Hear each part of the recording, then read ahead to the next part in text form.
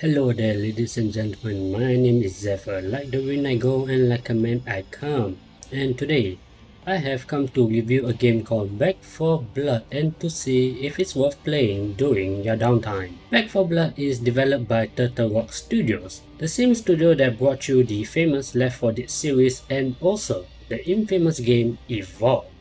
And as much as I would like to air out Turtle Rock Studios' dirty laundry, this is not what the video is about.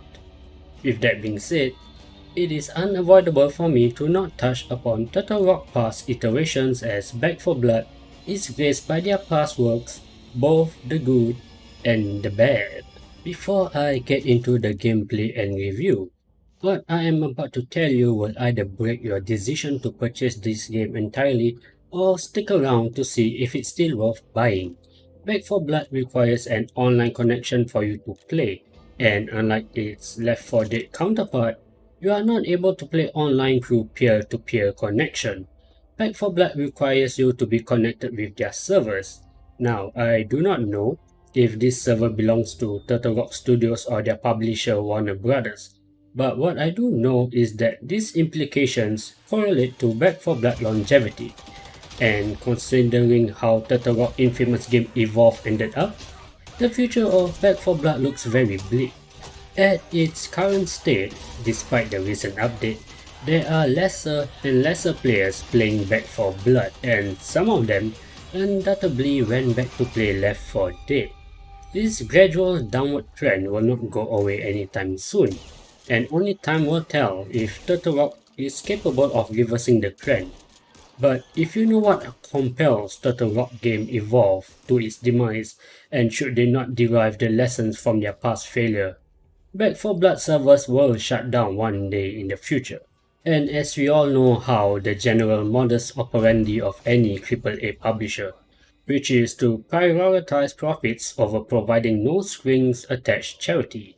Once the player threshold has reached the point where the publisher have deemed maintaining the servers to be no longer a profitable venture, Back 4 Blood will change to No More Blood. Seeing that Back 4 Blood have lost over 80% of their player base since its all-time peak in 2 months, I am certain that Back 4 Blood servers will get shut down eventually.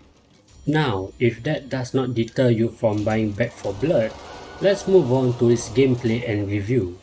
Back 4 Blood emulates its predecessor success down to a T, meaning you can expect the entire gameplay loop to be just running from one safe house to the other.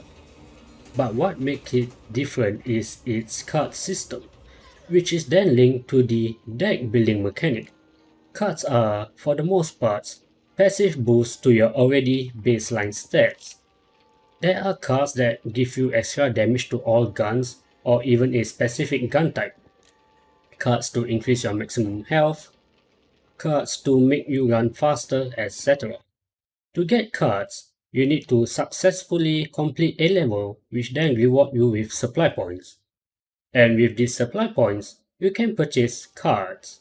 In a way, this is Turtle Rock's answer to keep their player playing the game over and over again, by giving you points to make you stronger through purchasing cards only for you to dive back in again to get more points. So yes, there is no doubt that the word grind is cleverly hidden behind the word fun. Now, whoever proposed this card system is nothing but a lazy genius. Lazy? But genius. The deck builder allows everyone to play their own style, from running around in melee to a dedicated medic. But if you want to play at a higher level, you are succumbed to conform to a certain kind of playstyle. So, what does this whole card and deck system entails? This means that any demand from the players will come in the form of cards. For example, you want to dual wield pistol? Here's a new card called Akimbo. You want to dual wield melee weapon like a Viking? Here's a new card called Delusional Viking. You want to toggle your flashlight on and off? Here's a new card called Working Flashlight. Though it is mostly tied to its player base demand, The number of new cards is endless, and its addition doesn't have any repercussion to the baseline stats as a whole, unless you equip those cards, of course. Like I said, lazy but genius. My personal stand on this system is that I have a love and hate liking to it. I love it because it makes the character stronger and I can have a deck that is more in line with my playstyle. I hate it because it does not allow you to be strong right off the bat, despite spending hours of your time grinding for the card. It's disrespectful. You can have up to 15 cards in your deck, but you can only draw one card from your deck per map. And there are a very few maps in the entire game where you can have all 15 cards at the same time. This is not a problem when you are playing at the easiest difficulty, as you can complete the entire run with the basic card or even without any cards at all. Playing at veteran can pose as a challenge even if you just draw one card per map, whereas playing at nightmare is nearly impossible to play at all. I'm saying so not just because how the card system works, but also due to how the game director works. The director is an AI director or algorithm that detects how every game runs. It issues challenges to the players via corruption cards, and these cards either pose as an obstacle along the way or just straight up boost the zombie stats from moderate to insane level. The number of corruption cards it deals increase the further you go down in your run. In a way, it validates how the card drawing system works, as the game director tries its best to give you a decent challenge throughout the entire run. That is what was proposed on paper, but in actuality, it is nothing but decent. The game has a hidden MMR. Because of this, it affects the maximum number of corruption cards, the type of corruption card, and the number of corruption cards dealt to you. The better you are, the worse the cards are being thrown at you. The biasness is not clear as day when you are playing with people that are more or less around your same level. But when you invite your friends who normally play Candy Crush to play Back for Blood, you can see how murky the water is, especially at nightmare difficulty. And that is why I love and hate this entire card system. The gameplay experience ranges from fun and enjoyable to frustrating and disappointment. Playing with your friends is no doubt fun and enjoyable, but when you are paired up with random pups on the internet, well, we all know how it usually ended up. But how are the AI zombies? And how good are your AI companion when you are playing with bots? Well, let's talk about the AI zombie first. The AI zombie at the easiest difficulty have nothing to take note of. It is when you are playing at veteran difficulty when it starts to rear its ugly head, and at nightmare. The floodgate of disgusting tricks to make your life miserable just blown the floodgate wide open. At higher difficulty, the game director have the tendency to despawn as many special zombies and normal zombie when you are kiting them and respawn them at location along the path you are taking, provided that the zombie despawn and respawn out of your line of sight. This leads to a situation where kiting and outrunning special zombies will only end up in them despawning out of your line of sight only to respawn somewhere along your running path and out of your sight, such as behind a wall or an unsuspecting corner. Not only that, the special zombies are capable of occasionally hitting through walls and launching projectiles attack that can bend around the corner. This dirty bag of tricks is what makes the game hard, and the fast respawn rate of the special zombie makes it even worse. It is not a wonder why a lot of players are clamoring about the difficulty of the game.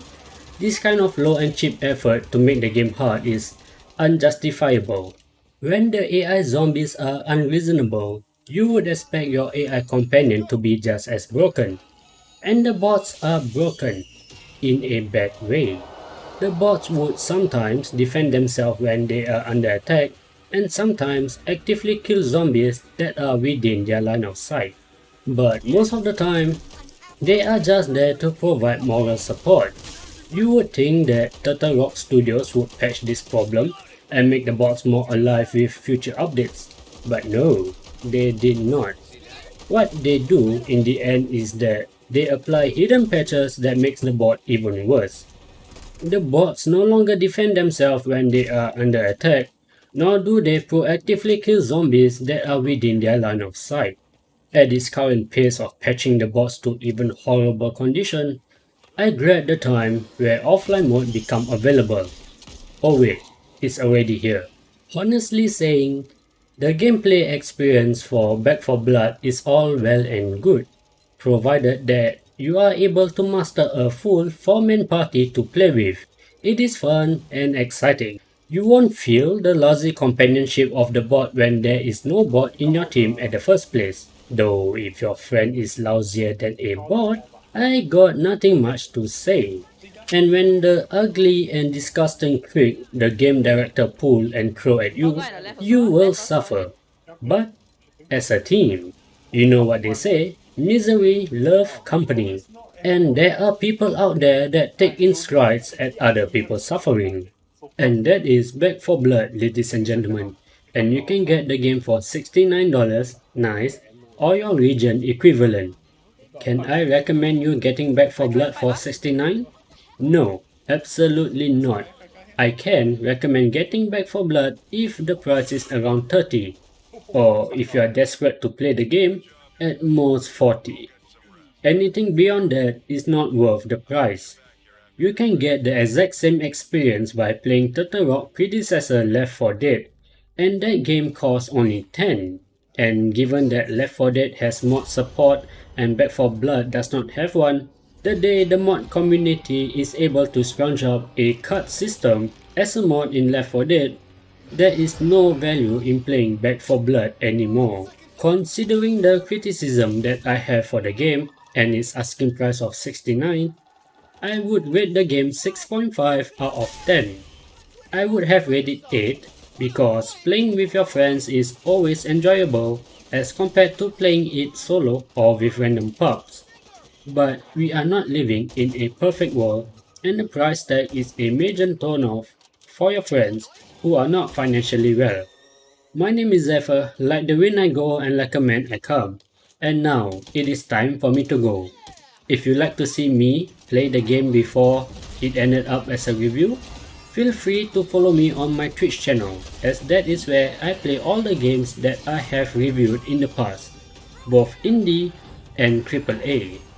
And don't forget to subscribe if you enjoyed the video and that you want to see more game reviews. Stay safe, have a wonderful day, and I hope to see you in the next video. See ya!